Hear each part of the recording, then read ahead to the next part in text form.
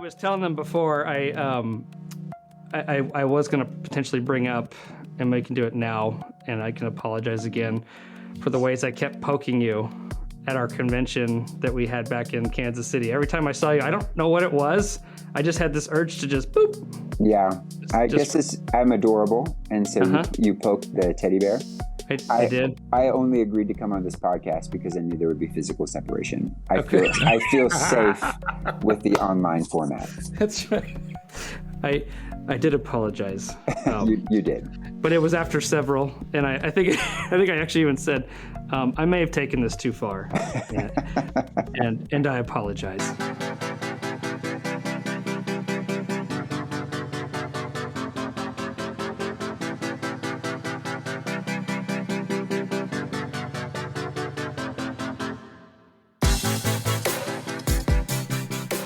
Welcome back to the Ministry Without Hating It podcast, a ministry of Odyssey Haven coaching and counseling dedicated to the pursuit of answering the question, is it possible to do ministry without hating it? We have a theory that it just might be. It just might be. Brenton actually broke through on that instead of mouthing it like he does literally every time I record that. You're welcome. No, that wasn't I wasn't saying, hey, thanks. Okay. Sorry. I was just saying, maybe it hurts my heart a little bit, and we need to open up and have this intro as a, come on the same page to Jesus type of a, no, just kidding. We'll get together. All right. Maybe we should redo this. Pre-setup nonsense. Oh, no, this is staying in. Oh. Every bit of this is staying in, don't you think? Okay. AJ, is this cringy or is this fine? No, he's shaking his head. It's cringy for you because you know that you did something bad. Yeah. That's what I'm. Okay. I'm just kidding. Hey, I'm Chad. That's I'm Brenton. We actually do like each other. Yeah. And friends. All of this is in good fun. That's why we do this podcast. What? Why? Friends together. Learning together. Okay. And learning about rule of threes. Yeah. Oh, rule of threes. What's your third point? Yeah, and we figured out how to do it without hating it. Oh, we figured it out. This is the last episode. I think so. Cancel all future recordings that are already scheduled. Yeah, with Jesus, for Jesus, with friends. It only took us 40. This is number 40. Okay. So, if you're ever curious of what the shelf life of a podcast is, 40 episodes. Just kidding. We're still going to keep going. Okay. That might be cringy. AJ, do we need to restart this or we keep any of it? No, he likes it. The whole thing. He likes it. He likes it.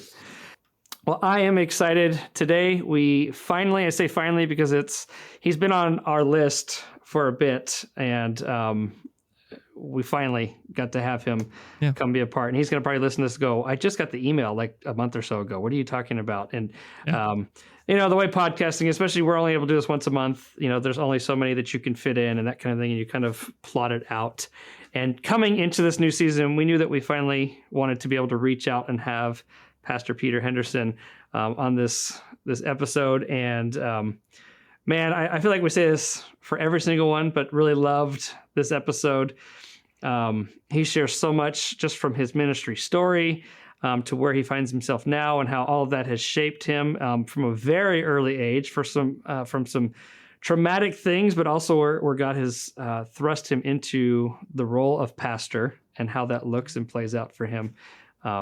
Really, really excited for people to hear this. Would you agree with that? Yeah, absolutely. I've gotten the chance to know Peter through different ministry contexts, and I am excited to just share him with the world, with you listening. If you already know him, you know that he is a wonderful and great interview. If you know, you know. And now, if you don't, you're about to know, because we are ready to share with you our interview, our conversation with our friend, Pastor Peter Henderson. Well, it is our privilege and what an honor to welcome our friend Peter Henderson to the Ministry Without Hating It podcast. Peter, thank you for being here with us on this cold, snowy for me, but wintry morning. Hey, thanks for having me. It's cold and wintry in Colorado too, so glad to be in the heat indoors, and it's good to be with you guys.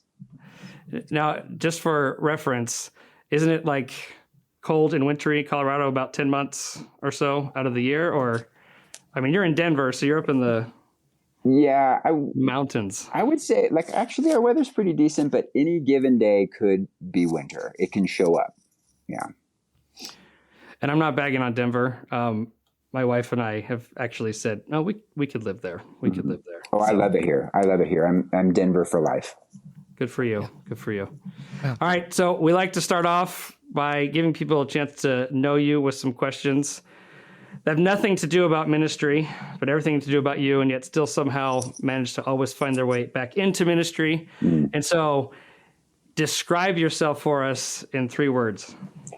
Okay, so I'm going to use my thinking type. I'm a big fan of emergenetics. I don't know if you guys have gone down emergenetics pathway, but it's one of the personality assessments that looks at thinking type and then leading behaviors. And I have found it super helpful for me, just learning how I interact with other people, especially people who think differently than me. So I am a social and conceptual thinker.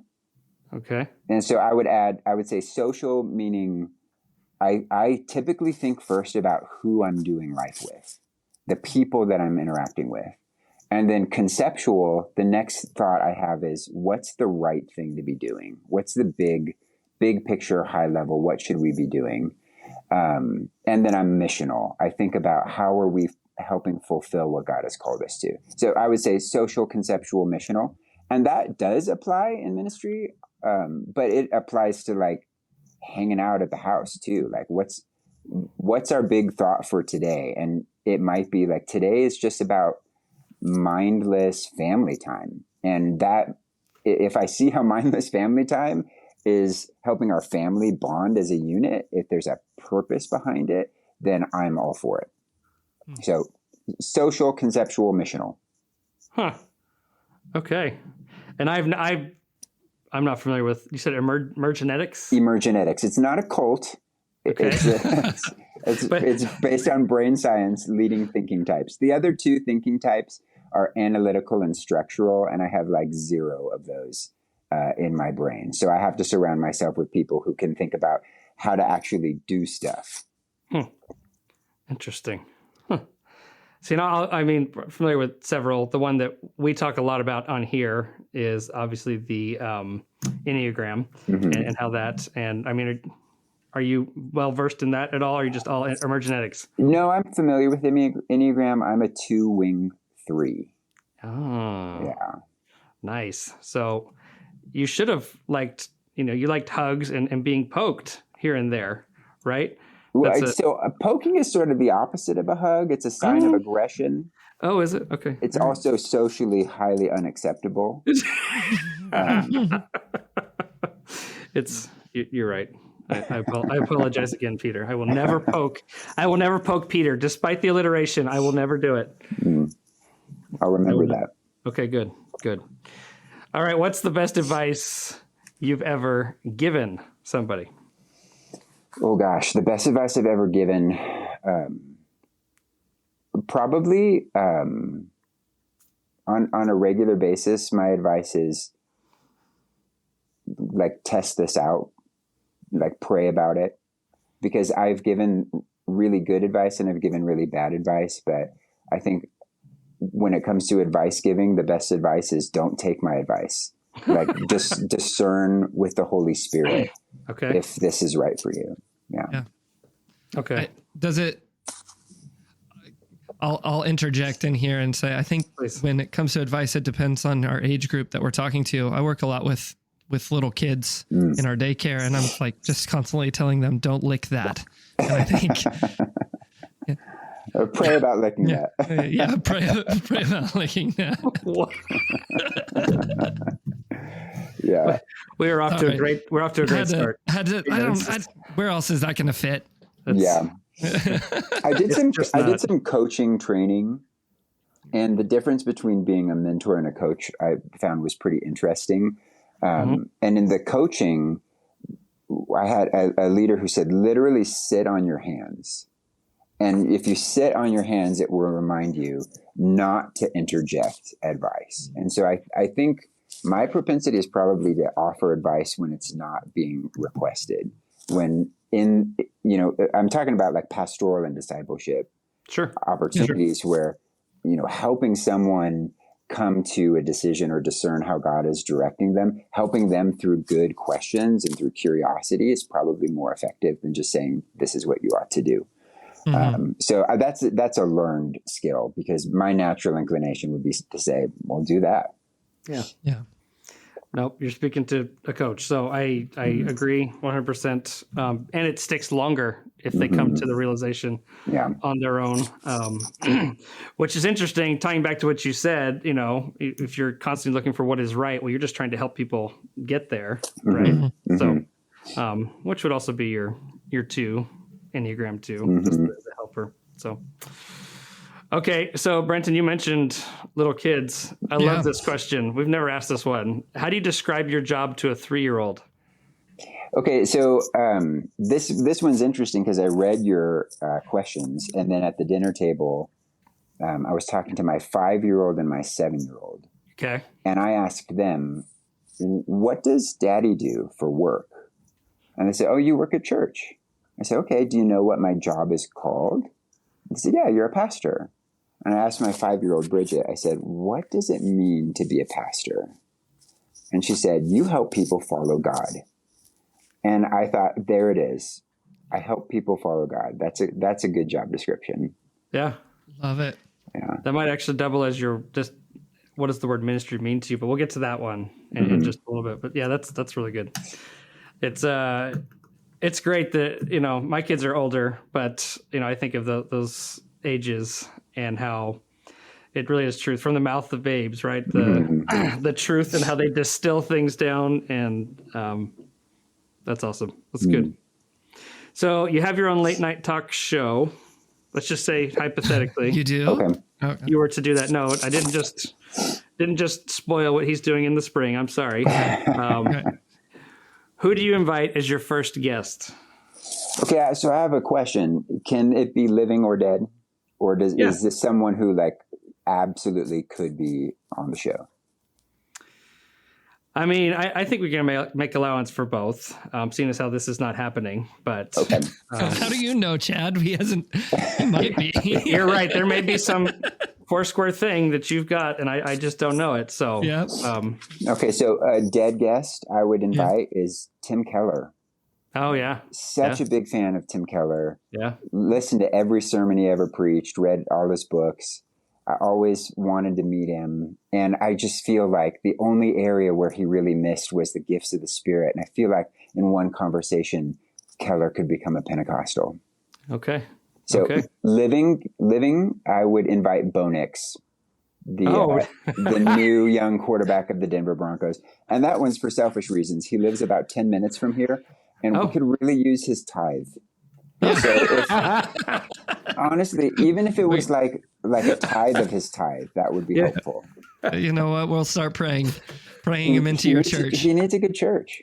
Yeah. Right. He's been busy on Sundays. Now it's off season for us. So we'll see. Yeah. AJ, clip it and send it to him. Oh, that may be the best answers yet. Yeah. That's good. Hey, by the way, congratulations. Good year for you guys. Thank you. What do you find exciting, or what are you looking forward to, or what's good in life right now? Life in general. I honestly, just family life is amazing. The stage that my daughters are in is awesome because they're still constantly captivated by wonder and discovery. I'm still a hero, and yet they're old enough to be able to articulate things and have interesting conversations. And so my wife and I are just loving this stage in family life. If I could freeze my children at the age of 5 forever, I would. 5 is just magic. Yeah. So. Yeah. I was never to agree. Yeah. I tell people with small kids all the time, and even with that age group, there are a lot of things I miss. Brent and I, we've talked about this before. So our kids are into the teens and some tweens coming up. And there are things about that I miss. And there's things I love about this stage as well. But my oldest just turned 15 and I was just like, stop. What are you doing? Stop. Mm-hmm. Yeah. Stop. I'm not ready for all this. There's a lot of new that's happening in our houses. Yeah. But I also have a 6-year-old and an 11-year-old. So I kind of got all three of those right now. Yeah. Yeah. And way to be girl dad. Yep. Me too. All girls. So Peter, I was talking to these guys a little before, and we know some of your ministry story. But this episode's all about you, and we want others to get to know about you as well. Yeah. And talk to us about your ministry story. I mean, how have you found yourself where you are right now? And if you want to start where you're at now and walk backwards or vice versa, but tell us your story. Sure. So I'm the senior pastor at Living Way here in Highlands Ranch, Colorado. I've been the senior pastor for 15 years, and I was the youth pastor for 5 years before that. But I would say, like, I really started pastoral ministry when I was 16. Okay.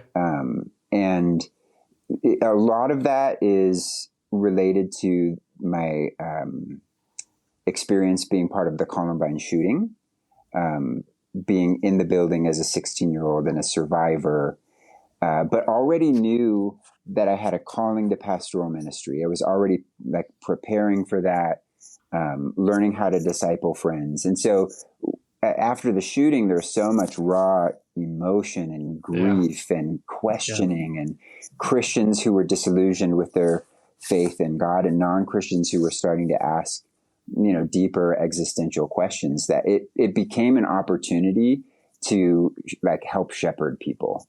And it also created a platform for like a public ministry.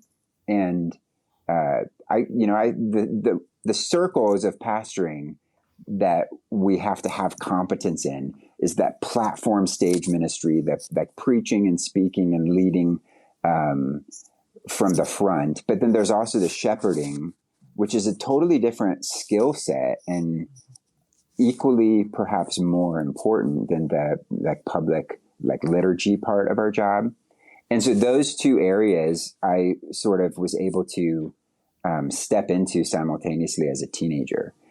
I got an invitation to speak about my experience, share a testimony, and then one testimony here led to do a conference or a camp, and all of my like public speaking opportunities opened up when I was 16 and just never stopped. So those two different skills that as a pastor we are working in constantly, I was just kind of flung into those as a 16-year-old. And then the third circle, I think, of being a senior pastor is the organizational leadership piece. And that's the one that I didn't learn until I realized I would fail as a senior pastor unless I got better at the organizational piece. That's the part I wasn't prepared for. Yeah. Yeah. It's interesting. I was just talking to somebody about this the other day. You can raise up leaders and you can walk alongside them, but there's some things that they just have to experience when they're in it. And so, I mean, you're seeing really starting with what most people see as what a pastor does, right? You just sit around and write sermons and you speak all the time, that kind of a thing. When it's ridiculous. It's like 5% of what you do, really, when you think about it. Right. But you kind of started from the other end with that being a pastoral experience for you, and it kind of grew into what did that journey look like, or how did you find yourself to where, nope, now I'm the guy, and here we are. Well, for me as a youth pastor, I went off to college.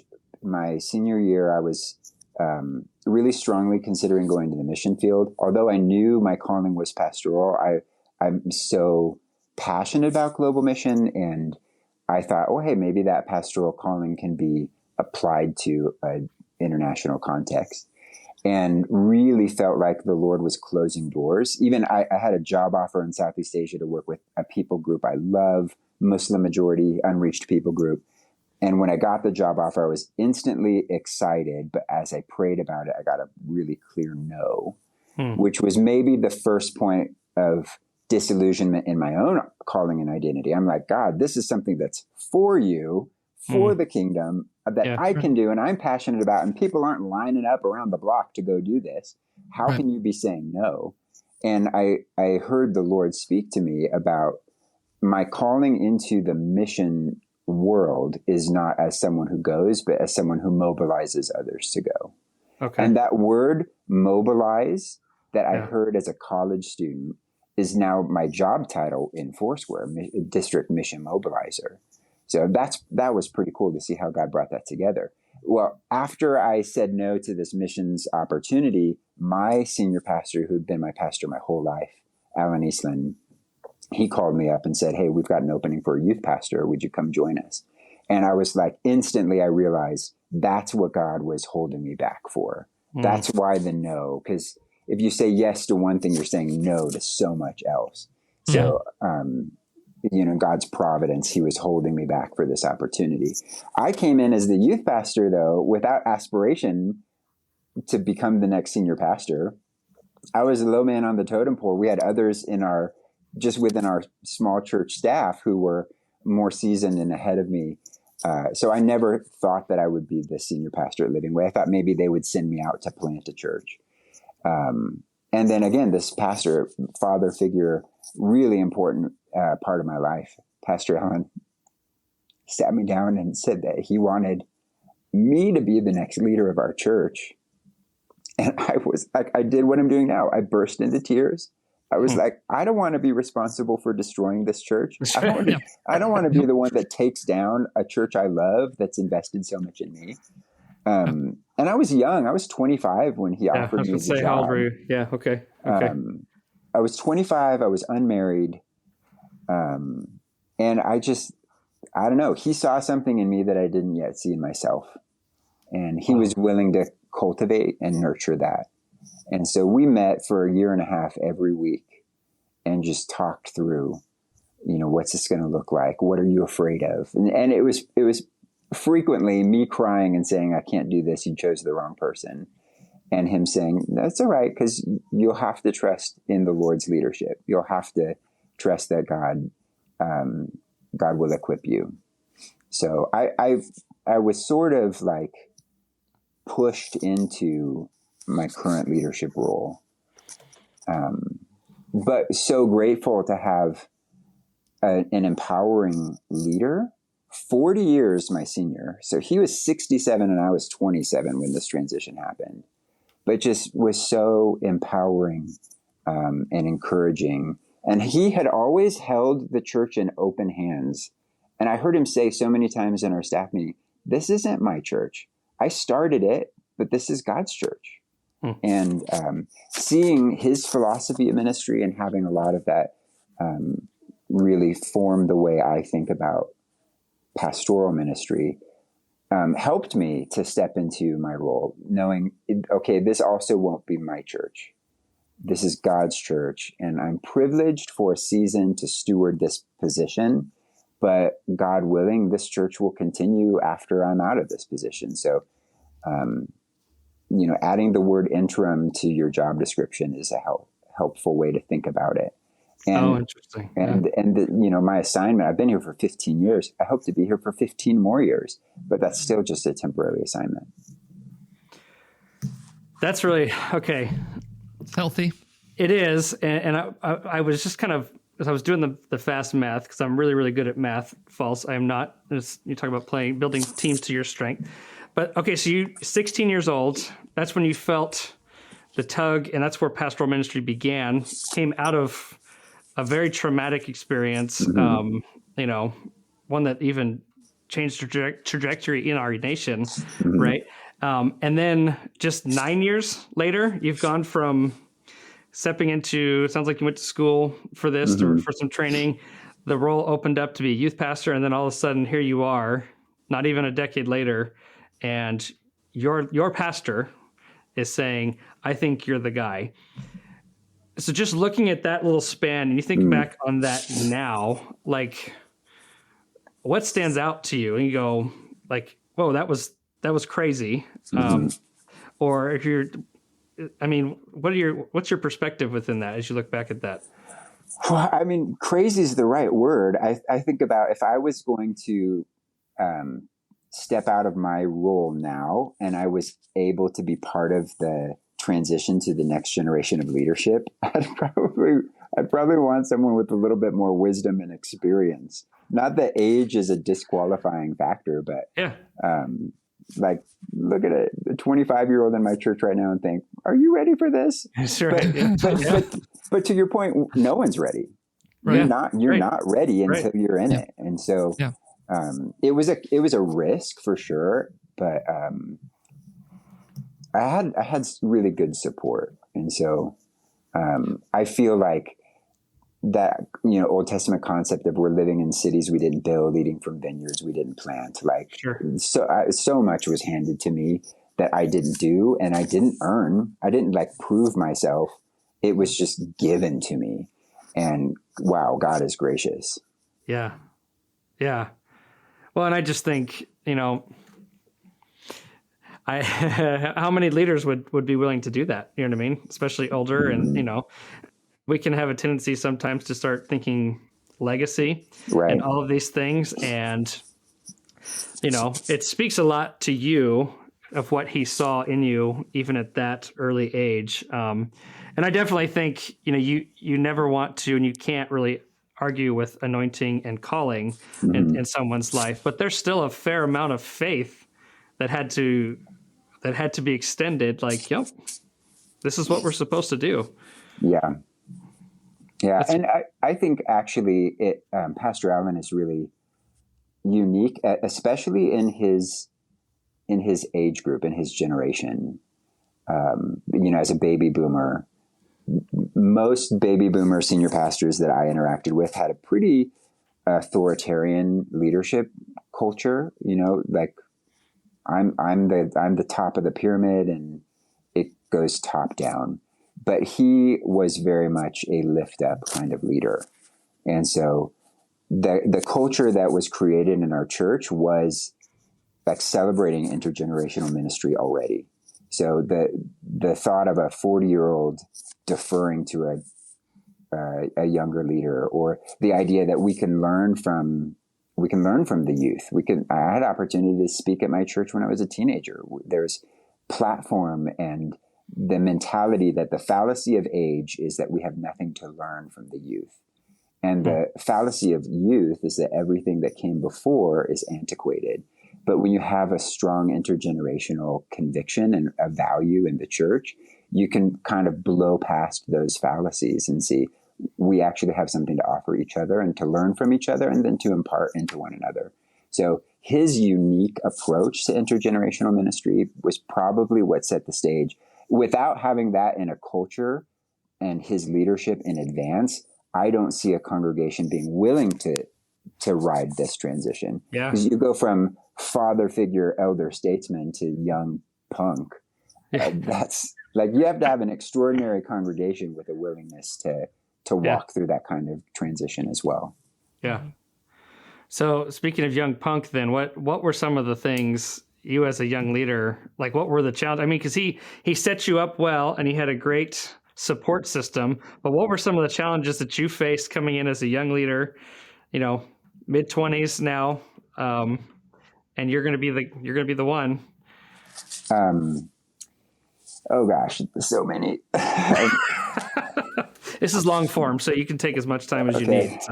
So I again, I talk about thinking type. I think and process very differently than how Pastor Allen thinks and processes. He's very much an introvert and a teacher. Most of his discipleship was through teaching and preaching. He was the kind of senior pastor who was on the pulpit 50 out of 52 weeks. And the way he runs meetings, very different from the way I run meetings. So a lot of those discoveries of how do I lead as myself, not leading as Pastor Allen had, that was a very slow process. But some of the best wise counsel I received was from my district supervisor at the time, Sam Rockwell, who said, basically, just go slowly. Like you can lead as yourself, but just move slow. Yeah. Your church has had 25 years under Pastor Allen's leadership. Don't feel like tomorrow the church has to look like you. Yeah. So a very small thing, but it kind of shows how slowly and strategically I brought change. Pastor Allen wore a suit and tie every Sunday for 25 years. And anyone who was speaking from the platform wore a suit and tie every Sunday for 25 years. So the first year, suit and tie every Sunday. Year 2, I took off the sport coat, but still had a tie on. Year 3, I stopped wearing a tie, but was still like business professional tucked in. Like just how I dress now is how I always would have, but I went slow in even how I dress and from the stage. So really slow, methodical changes to be as the least jarring possible. A senior pastor change, especially with like the founding pastor who was there for 25 years. Yep. That's enough change. And people, the more change units, the more stress you have. So try to be as consistent as possible. And then also he's a member of my congregation. So he's here every Sunday listening to what I'm preaching. So that's possible because he was so committed to, again, this is not my church. It never was. It's not now. And so if anyone looked to him for pastoral guidance, he would refer them to me. And if anything happened, a change that he didn't like, I never knew he didn't like it because he would cheerlead. Yes, you're hearing from the Lord and you're making the changes you feel like you need to make. Can I ask a question in that? Did he stay in the congregation all through your transition? No, he took 3 months away. Okay. So that allowed some time for the transition to happen and people to adjust to Peter. Yep. So he was only gone for 3 months. Yeah. Which isn't very long, but I wasn't threatened by his presence there. Yeah. And he never tried to lead from the seats. And so it worked. Yeah. And he and I have consulted some other churches that are going through similar transitions. Unfortunately, like this kind of transition doesn't work very often. Right. That's right. And there are points of failure on either side, right? If I was threatened by him or felt like I didn't have the freedom to do what I need to do because he's there, that wouldn't work. But similarly, if he was trying to, pull strings or get me to do things a certain way, or griping to his buddies about, how loud the music is now, that wouldn't work. So it really took not wearing a tie. How dare he? I only ask. We here, the church I'm at in Muncie, is you're transitioning. This is you're going public right now. You're transitioning. No. No. Just kidding. Oh, sorry. I'm so sorry. I didn't mean to interrupt. Go ahead. We're 90 years old, and the pastor before the one I came in under was here for 35 years, and then they knew that the next pastor coming in was transitionary, but they were both older, and then they transitioned to a younger leader in myself. And so I was just asking some of the questions along, what was some of the highlights and the way that it worked out well. And I think you answered it well and just saying, you guys trusted each other. And I started inviting other pastoral leaders that had been a part of the church back who had gone away because I just saw an appointment that God had intended. And it's better to have more input if it's healthy than bring them back and not isolate because they've poured their lives in here as well. So right. Yeah. Well, and having him here is awesome. I'm so glad it worked out because, there's that certain pain of losing your lifelong senior pastor. But then in most transitions, the added pain is not only are they no longer your pastor, now they're not in your community. You don't get to see them anymore. Yeah. And so it's soothed for long-term members of our church that if Pastor Allen's your friend, you can still sit next to him at church and go out to coffee with him. You don't lose the relationship altogether. Right. And in so many of those transitions where for whatever reason, many reasons, they can't continue attending that church, then there's another level of grief, because now you don't have a relationship with this person who's been so integral in your spiritual formation. Yeah. It sounds like in all those, Brent, in your situations as well, there's a healthy, I'll just say that, maybe even beyond that, amount of humility that's necessary on all sides. It's not, it's kind of willing to lay down, I've got this figured out, whether that's because you're new and you're going to do it differently, or you've done it all these years. You know what I mean? That's incredible, because you're right. You don't hear success stories of this kind of thing very often at all. Yeah. I would say even one of the things that you said was, he said, this is not my church, and he held it with open hands. I see that in healthy transitions where people, before they've ever hit the transition time, they're saying, this is the Lord's church. What do you have in store? And when I've seen that, that's been healthier transitions than when they're, this is mine. I built this. Yeah, absolutely. Yeah. Peter, I also want to point out that you did just give some really good advice, even though you said earlier that you don't. And once just, on my hands. No, this is literally your episode. You have to talk. We want this advice, and we're just you have to talk it out. I will say this though. So my very first senior pastorate, I came in. I was 27, and so somewhat similar in age to you, and this was an established church. I did not have the founding pastor, but I had one who had been there. I think he'd been there like 7 or 8 years prior to me, which is still a good enough time, And the thing that I heard, and I did exactly what you did, was go slow. Like there was just a lot of things, unless there was like a blaring need, I think like our biggest one was we didn't have a youth group at the time. We had all these teenagers. It was like, well, we need to start that up, kind of a thing. But like there was stuff, even with, we were renting a storefront space, and there were things that needed to be updated, and we didn't even change the paint in the sanctuary color, until it was probably a year and a half or so. And even then I had to make sure I had lots of buy-in on that because, I didn't want to do this knee-jerk reaction thing. And I think that's the thing that's so tempting when you come in, is you want to make it yours, and you want to fix, or you want to enhance whatever it is. And, we overlook the fact that these people are processing a pretty major change, even if it's a good transition, there's still going to be a lot of hurt and grieving that's going to be taking place within that. And so that's such solid advice. So there you go. Good job. Yeah. You can have that one, buddy. And it's recorded. Recorded. Thanks.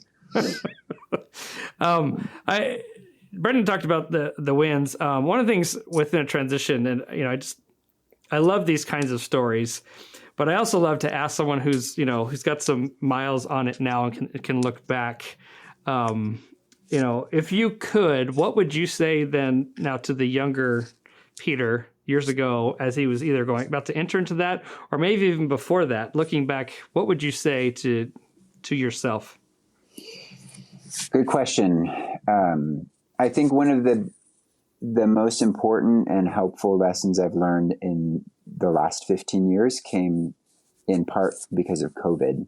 And that was... I'm not familiar with that. What was that? We can do 2020 jokes still, right? We're still allowed to do those? Too soon. Too soon? Wow. Yeah, too soon. All of my gray hair is from pastoring through COVID. Yes. Amen, brother. I'm a people pleaser by nature. And, how the different ways people deal with conflict, if conflict is a circle, some people say the fastest way through is straight through. So cut right through. And, people who love to just go straight through a conflict can sometimes be hard to be around, but there are advantages to that because the quickest way through sometimes is directly through. Others are conflict avoidant. They run in the opposite direction. They want to just pretend it's not there. And that's actually not all wrong either. Like we tend to think that that's wrong, but some conflicts are not worth your energy, and you got to pick your battles. Yeah. Then some people walk through conflict like I do, which is you walk the perimeter. So you don't go directly through it. You don't run away from it, but you try to get to the other side with maybe just not exploding it, but not avoiding it. It's the diplomatic approach. That's me. I'm the diplomatic approach. I'll try to get through it, addressing it directly when needed, influencing it indirectly when needed. Again, that's not the right way of doing things. It's just how I tend to do things. Mm-hmm. The weakness to that kind of diplomatic approach is in that scenario, I'm trying to get to the other side with everyone happy. Mm-hmm. I want everyone to be okay with how we walked through. And that's just impossible. Yeah. And I look at the first, 10 years of pastoring, I think I was trying to make everyone happy. And again, that's not inherently wrong, but it was incredibly limiting. And when COVID came about and every decision made people angry, no matter what, every decision and indecision had people on both sides politically who were incensed. I'm mad that you made this decision. I'm mad that you hadn't made it longer, that you didn't make it before. So I was like thrust into, all of us were thrust into that position of nothing I can do is going to satisfy everyone. And probably the right thing to do is going to make everyone a little uncomfortable.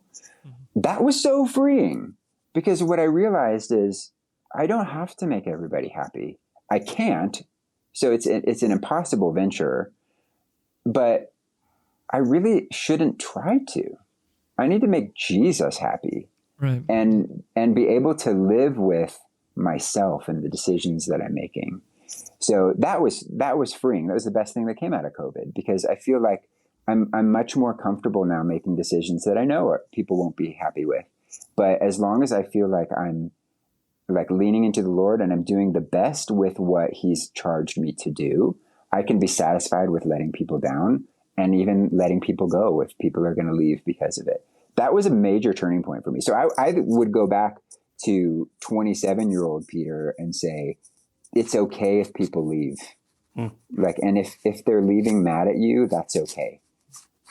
As long as the decisions you're making are not being motivated by pleasing people, but pleasing the Lord. Yeah. Yeah. So and I 100% agree with you. You're about to disagree. That was a preface of, I don't. Oh, no. You are poking. Now you're emotionally poking. Whoa. All right. We're going to have a digital hug when this is all done. And can you send emojis in this? I apologize for poking Peter. I just want to say that.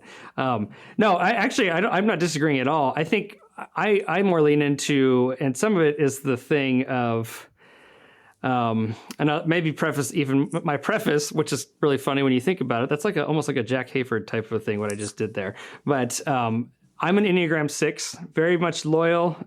Relationships are big, they don't always come easy. I can be introverted in nature.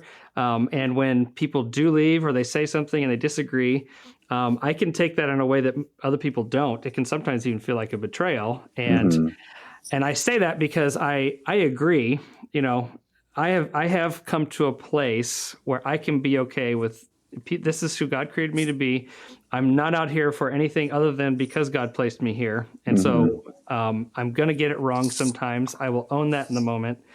But there is still this like twinge, when people do go or when you do walk out, and even though you're, not necessarily always trying to be a people pleaser, but it's also that fact of like, I've already put a lot into this too, right. And you get to just go, and I'm left with. So my question is very more from the practical standpoint. How are you able to separate those kinds of things to be able to go, yeah, I actually am okay with that, and it doesn't affect me in a way that is actually detrimental now to my ministry. Mm-hmm. Yeah, I mean, I'd be lying to say that it's not painful when people leave, right? It is. And the closer they are to you personally, the more painful it becomes. And then, sometimes people will leave because they have this sense that God's calling them to support a church plant or or because they're in a life group at a different church and they're doing life with all those other people and they feel like it would be appropriate for them to worship with them as well. Those are easier for me if there's like a missional purpose behind it. It's those, like the close friend who leaves because they're angry about something. Those are incredibly painful. But I feel like as pastors, we need to talk more and strategize more about how to deal with that from both an emotional standpoint and a spiritual standpoint. And a big one for me, this couple who left the church family, but we were good friends. I mean, like when she turned 40, her 40th birthday party was she and her husband and me and my wife going out to dinner. We were close. Yeah. And she left angry and sent the most hateful email and had never come to talk about the issues that had been concerning her. I would have loved the opportunity to process with her, right? As a pastor, let's process this together. Maybe she would have come to the same conclusion, but I would have been enfranchised in the decision. Yeah, absolutely. So that was a really difficult departure for me to deal with. And I was talking to Ted Vail, friend and mentor, and he said, "Are they going to continue serving Jesus?" And I said, "Yes." He said, is their family going to like be put in jeopardy because of this? Like, are they on the brink of divorce and they're leaving to avoid accountability or something like that? And I said, no, this is legitimately a church issue. He said, "Okay, what's the problem?" And I mean, the loss of friendship maybe is part of the problem, but that perspective of if our church is not the kingdom of God, right? And if they're love the Lord and they're involved in community and they're not leaving to avoid accountability, then I should actually be able to bless people. And I'll never forget, I was starting to write an email defending myself because some of the stuff that she mentioned was garbage. And it was like, when you type angry, you use just the two fingers to angry typing. Yeah. And fortunately, I paused and decided I would sleep on it before sending it. And the next morning I heard the Lord say, "Bless and do not curse." And so I deleted my defense and just said, I'm so grateful for our friendship. I'm sorry that your time at Living Way is ending this way because it was really valuable to me and my wife, and we're going to miss you. And I'm so glad that the Lord stopped me from defending myself, because then her reply was so kind, and she talked back some of the anger, and she expressed her gratitude for the season when we journeyed together. And now if I see her in the grocery store, I don't feel like I need to like run down the next aisle, a kind word does turn away wrath. And it still hurts. It still hurt. But I guess a big problem for me is the feeling like I need to be understood. I want people to know my motivation. Again, this comes to the people pleaser. Like, if you're mad at me, I feel like I need to explain why it's this way. Yeah. And it's really freeing to be like, okay, I'll let the Lord defend me, and I'll let the Lord guard my reputation. And in fact, sometimes if I jump to defend myself, I'm missing what was really behind the hard words or the anger, So those are not easy things, but I think we could all point to like those painful departures and the ones that we handled well and the ones that we did not handle well. And I don't know, it's such a common part of pastoral ministry.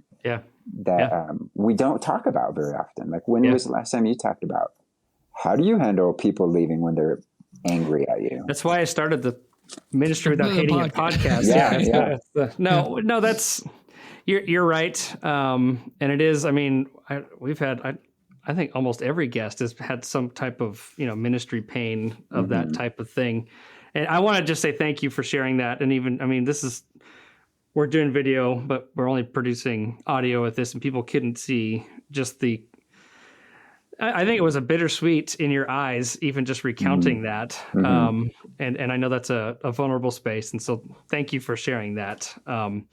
But oftentimes we say, oh, we're asking for a friend kind of a thing. And spoiler, it's for us, obviously. But let's look behind the curtain, behind the scenes, everybody. And but that really resonates with me. And so I just want to say thank you for sharing that. Yeah, absolutely. That's good. That's good. We've kind of gone a ways into this interview, and you kind of did, but I'm curious, looking back through all of that, when we talk about asking the question of what does the word ministry mean to you? What does that mean to you now? What does ministry mean? Yeah, the word, like if you were to define it. Well, that's actually tricky, I think, because I think I use the word mission more than ministry. Okay. Because everyone is called to the mission of God and will have different expressions of how they're engaging in the advance of the mission of God. And ministry is tricky because we say the ministry, and when we mean like vocational pastoral career. Yeah. Right. But Sure.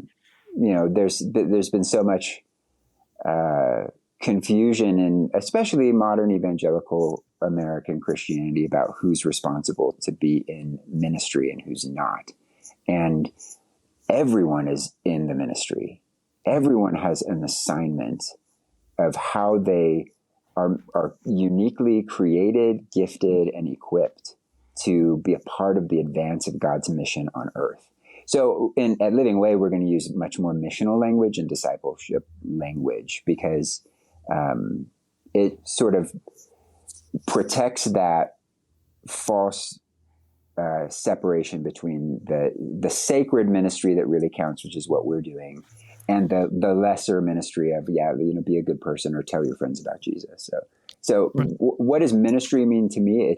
It's how we're engaging in the assignment to be on mission together with Jesus in his mission of redeeming all things and bringing all people to himself. So ministry is assignment oriented, I would say. And so you may have an assignment that's pastoral. You may have an assignment that's being strategically present in a particular workplace or school. We have a family in our church who left their home in the cushy suburbs and moved into inner city apartment complex because it's filled with Afghan refugees. Their ministry is proximity. Their ministry is being representatives of Jesus in a very difficult place. And so ministry is assignment, and we all have an assignment, and those assignments will change. But regardless of my current assignment, I'm in ministry because I have a contribution to the mission of God. So, okay, so you've used that word a few times, and I actually almost made you, because I'm getting ahead, let me finish the sentence. I almost made you actually pull out and define that word missional earlier when you mentioned that, because that's another word that has been slapped on a lot of things. And so when you're saying mission and then missional, what does that mean? And maybe that's the better question than ministry, although you did a really great job of articulating that as well. So mission, in an organizational context, mission is our reason for existing, right? Your mission statement is why bother being here. Mm-hmm. And if my church suddenly disappeared, what would be missing in our community? Like, what's our unique kingdom contribution? That's our mission. So in an organizational standpoint, we have mission, vision, values. Mission is why we exist. Right. Our vision is what we want to see happen in the future, and the values are the parameters for how we're going to operate. Right. If you look at the mission of God, bigger than my mission in organizational setting, the mission of God is what is the purpose that Jesus has come to effect in the earth, and that he invites his people to be part of. So we typically call foreign ministry missions, and there's reason for that. Missio, Latin, sent. It's the same as Greek apostolos, sent ones, like it's the sending concept. And so it's easy to think of a missionary as one who's been sent out of their home culture and context into another place. Right. But I think actually the mission of God is Jesus being sent into earth to affect his kingdom purposes here on the earth and to establish a kingdom that will last forever and to invite all people to participate in his kingdom now. So more than just like the doctrine of salvation, yes, salvation is part of it, but it's so much more than that. The mission of God is the grand narrative of human history that peaks through the death and resurrection of Jesus, but that we're still invited into today. It's right. We're part of his grand story of the redemption of all things to himself and the advance and establishment of his kingdom everywhere until the glory of God covers the earth as the waters cover the sea. So the mission of God I see as the singular focus of Christ to redeem all things to himself, reconciliation and redemption of all things back to himself. So when I say missional, that's what I mean. Focused on the mission of God. Now, missional is such a buzzword in the last 5-10 years. Yep. And often when people say missional, it doesn't mean that, right? Right. Missional means outreach to a lot of people in the same way that missions means foreign ministry to a lot of people. But I've done a lot of digging into the book of Acts, and I see that there's actually not a separation between global missions and local church ministry. There's an integration in the book of Acts. It's one thing, the mission of God on earth. And it has a lot of different locations where it can happen, but it's one thing. And so if we can focus on the one thing, what is God doing in the world today through the work that he's done already in Christ? That's what it means in my definition to be missional, to be thinking about what is God up to? What is he trying to affect in the world today? That's really, really good. And actually it's a great segue because you'd mentioned even before having passion for missions. And I actually really liked how you, I'm a Latin guy as well. I'm not fluent in anything like that, but I love the etymology of words and that kind of a thing, and how that directly relates to what it is and how that, can often mean, like you said, foreign missions, being sent overseas or that kind of a thing, and negates or even neglects what's in your backyard, right? Type of a thing. Tell us then how, with that kind of paired with your passion points and where you're at, how does that play out in your local context and maybe even beyond? So this concept of an integrated missiology is really important to me.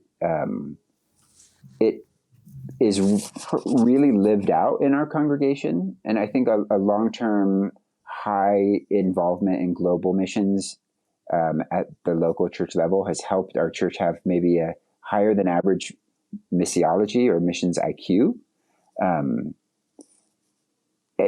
I've been the beneficiary of that. I had a lot of good teaching and training even as a kid. But we get operationally, so let's just talk about our movement, Foursquare. Okay. For the longest time, we had a organizational barrier between local church ministry and global missions. And even organizationally, we were structured that way, where we have we have our districts, we have we used to be called the National Church Office, which is all about local church ministry. And then we have a separate wing of Foursquare Missions International with its own director. And we focus on local church ministry and we outsource global missions to that arm. And we treat missions like it's a department within the local church. Yeah. But actually, local churches are the result of missions. And you look at the church planting in the book of Acts, it was like a local church in Antioch praying and ministering to the Lord and experiencing tremendous growth in that city. Antioch is probably the first church plant outside of Jerusalem, at least it's the earliest documented. If there were others, we just don't have evidence of them in the scriptures. So it's a church plant that's then sending cross-culturally. And yet it's not raising up different pipelines of these are our church planters and these are our missionaries. It's just making disciples who advance the gospel everywhere. And so Paul and Barnabas were two of the 5 ruling elders in the Antioch church, but become the 2 that are separated for the cause of bringing the gospel elsewhere. And they're constantly crossing borders and barriers, but they didn't go through a different preparation process. They don't have a different governance. They're disciples making disciples where Jesus has not yet been named and known. And so looking at how we do local church ministry is we think of ourselves as an expression of global mission, that the gospel came here and we have a local expression here, but the gospel needs to go everywhere where Jesus is not being named, and to every people group that don't have a local expression in their own culture. So cross-cultural ministry is super important, and global missions matters because there are people groups that have no expression of the church, that have no access. There are entire language groups where there are no Christians who speak the language. If there was a church to go to, it wouldn't be in their language. So we've got to cross barriers again to get into places where people don't have access, where they're unreachable because no one's trying to reach them with the gospel. But it's crossing boundaries to establish local expressions that it just goes hand in hand. It's not 2 different departments. It actually is the advance of the gospel through discipleship and creating local expressions everywhere we go. It's one mission. On paper, that's like, yeah, of course, right? That makes sense, but that just doesn't happen. You know what I mean? And I know there's got to be some intentionality within that, but I mean, if you're advising, I know you don't love that word, but if you're advising somebody who's like, yeah, I need to do that more or better. What does that look like practically? What are the first steps? What are the things they need to keep in mind? What would you say? Thinking. Yeah. Okay. So, again, this is the conceptual part of me that's talking, right? All right. What's the big idea? What's the right thing? How does that get fleshed out? You're asking a structural question. Well, okay. So what do we do? And I would push back to say, first step is go to the right thing. Don't go straight into action items. Go to thinking correctly. Yeah, that's good. And if you can think correctly about how this is meant to be structured, you'll start to see areas in your own life and your own leadership that have pigeonholed you into my running lane is local church ministry. That wasn't the case for any of the local churches in the book of Acts. If you compile a list of people who came to Christ through the missionary journeys of Paul and then ended up in a different location, you're going to see at least 30 people mentioned by name who came to Christ in one context, but their next mention, they were living somewhere else. And it's that digging I could share with you afterwards if you want to see. Doing that digging of reading the names in the book of Acts who came to Christ on the missionary journeys and then comparing them to the greetings in Romans 16 and in other Pauline letters where he says, so-and-so is with me, greet thus and such. You see that the early church was constantly sending people to support works elsewhere, sending people to launch works elsewhere, receiving people to support them. So there has to be the idea, first of all, that our church doesn't exist just for our church. We exist for our congregation, for the city that we're planted in, and for the advance of the gospel globally where God would prompt us. If you have that mentality as a congregation, there will naturally be some partnerships that you can really sink your teeth into in other parts of the world. And for us, that's been the case. We have an adopted unreached people group in Southeast Asia, 30 million Muslims, no expression of the church in their culture. And so we've been committed to sending missionaries long-term, going on lots of short-term trips, praying like crazy that there would be a breakthrough. We've held on to this commitment to one particular unreached people group because we believe that God would tie the destiny of our congregation to the destiny of that people. That there would be, sorry, it's so deep in my heart. Oh, that's good. That's good. There's 30 million people, and if they wanted to know Christ, there's no one to disciple them. So the opportunity to tie the destiny of a people that has yet to know Jesus to our destiny of those who've been privileged to know him, it just very naturally turns into cross-cultural expressions. And I'll give it like another example here at home. The staff at our church is more than 50% born outside of the United States.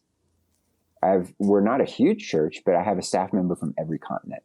Wow. And that wasn't intentional. Like, who can we hire from South America? It's just sort of like a global emphasis, and knowing that we don't exist just for our culture or our own language group or our own city has sort of naturally drawn people who have similar global mindset. And so like our Chinese fellowship, you don't look at Highlands Ranch, Colorado and think, let's speak Chinese. But here we have this local expression of a Chinese fellowship because we see our church as one hand around our city and one hand around the world. Wow. So it's funny you started off with the conceptual and structural, and as I'm talking to you, I might be more, having not done any assessment, be more of the structural, which is why I go, how do I do that? You know, kind of a thing. But I love how you tie it back to, it comes back to the leader. And, you know, I was just thinking of those who led and mentored you and where that, you know, the very hands open approach from the beginning has just become who you are. And if the leader is going to embody that and think that, then this, would you see integrated missiology that you were talking about, that's just going to become a part of, you know, the organization, the church, whatever it is that you're leading, because that's, it's in your heart first. It's not just something I think we should do. Yeah. Okay. Now let me appeal to your structural side. Okay. So I think the big idea first matters, and unless a congregation has a vision of how they fit into God's story of what's happening in the earth today, not just I attend this church because I like the teaching and the music. So that's huge. That's worth fighting for. But there are ways to bring that into your congregation. A huge tool that we've used many, many times is perspectives. Have you guys heard of perspectives? No. Tell us about it. So Perspectives on the World Christian Movement is a class. It's a course out of the U.S. Center for World Mission in Pasadena. It's been around for like 30 years, maybe actually more than 30 years. And it's a 15-week course that you can take for audit with just key reading, or you could take for graduate level school. If you're in a master's program somewhere, you could take it at a master's level. And it walks the congregation through 15 weeks of biblical, historical, cultural, and strategic mission. And Perspectives was a huge foundational piece in establishing my own missiology. I took it when I was 16 with my mom. So went to church Sunday nights with my mom to take a class. But what it does is it walks through the golden thread throughout Scripture of God's intention for reaching all the peoples of the earth. God creates culture. God created people groups.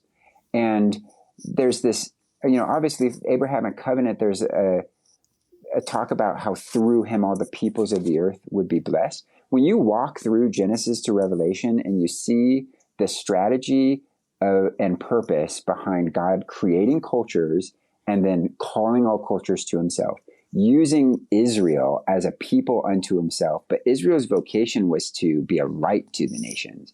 That's ultimately only fulfilled through Jesus, as Jesus is how Israel can fulfill its vocation as the light to the nations.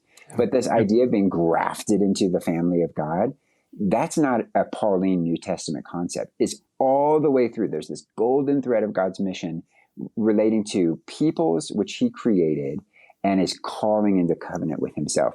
Even I think it's in Deuteronomy, there's this talk about how God created the peoples and allowed them to seek after their own gods, but that in that it was so that they might groan for him. Paul talks about that in Mars Hill message, that God created the peoples. He distributed different cultures around the world, knowing that they weren't going to seek after him per se, but that he had placed eternity in their hearts so that they might yearn for him and find him.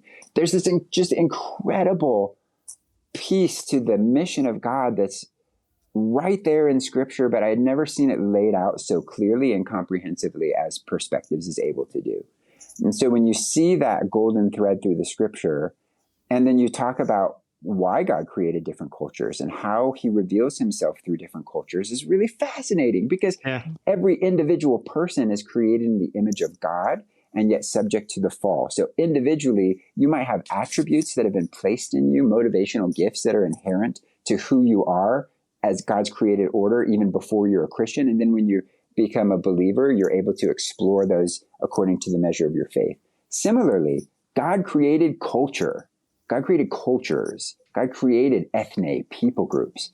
And so every people group has this interesting and fascinating contribution to the family of Christ, the tapestry of God's kingdom that is unique to that culture. And every culture has blind spots, things that have not yet been redeemed. And when the gospel comes in, some of those blind spots can be redeemed. So just like individual people, created in God's image, but subject to the fall until we're redeemed. Culture's the same. And Perspectives will just like rock your world and do a real deep dive into the biblical foundation for global mission. But it's not a missions class. It's actually it's a movement class. It's a kingdom of God class. Oh, okay. And then you can break into your strategic, your structural thinking. After you've established the theology, where did this come from? How was it always part of God's plan? What's the beauty and challenges behind cross-cultural communication? Then you get into some strategic, like, okay, how do we do cross-cultural mission differently than we do in our local context? Because I don't want to replicate Living Way Fellowship in, say, Ethiopia. I would want to participate in some indigenous empowerment, so it could be an Ethiopian expression. Yeah. And that's tricky. That's what requires a lot of strategy. Yeah. Yeah. So take Perspectives. That's my advice. Perspectives. Okay. Giving you advice. Take we'll link to that. Yeah. No, we'll link to that in the show notes. Perspectives.org. .org. Okay. Cool. Well, Peter, watching your time, I'm so grateful for it. We like to usually end with some kind of bit of encouragement, or maybe just something you would want to pass along. Although you said you don't love to do that, but encouraging ministry leaders wherever they're at, whether they're walking through a transition, whether they're reevaluating how they're doing things, what would be a word of encouragement maybe that you would pass along to ministry leaders of any type right now? I would quote Beth Hackbarth. Okay. And upcoming guest, by the way. Oh, good. Spoiler alert. I hopefully I'm not stealing your thunder, but I would quote Beth Hackbarth and say, ministry is hard, but you don't have to do it alone. That's good. I've had so many times when I was like, I don't know what I'm doing. I feel like I'm a child playing at this really important job. And that maybe imposter syndrome is something everybody has to some extent. Oh yeah. But like I don't have this on lock. I'm still very much like, okay, God, what am I supposed to do here? How should I posture myself for this next conversation? And it's been really helpful for me to have a group of friends who share that sentiment and can encourage each other with, the people I look at and I think, oh my gosh, they know exactly what they're doing and they have everything under control and they have stable, healthy ministries. They're as freaked out and overwhelmed as I am. And that's okay.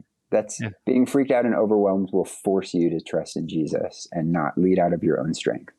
So ministry is hard, but don't do it alone. And if you don't have people who you can be vulnerable with and talk to and gripe about the hard things and encourage, to keep going. You won't make it without people who can speak into your life. So you've got to find some if you don't have them already. Yeah, that's good. And so we've made Peter's email available if you need that person. I'm just kidding. along with his cell phone number, and no. Publish it for right. the website, and now every bot will have it. That's right. Every bot already has it. That's probably true. That's probably true. Peter, this has been so good.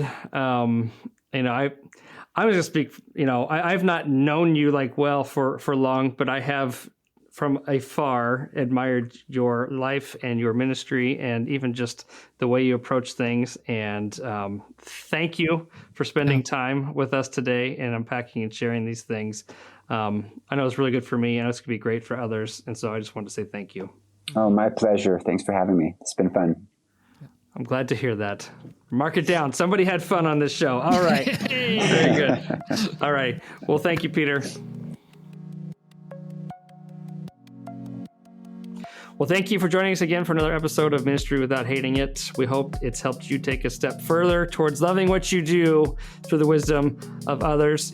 If you'd like to connect with our guests further, we've made ways to do so available in the episode show notes. And if you'd like to connect with us further, support the podcast, or sign up for any show updates, just go to withouthatingit.com to get started. And don't forget to subscribe to Ministry Without Hating It wherever it is that you get your podcast so you don't miss out on our future episode releases. Thanks again for listening. We'll see you next time.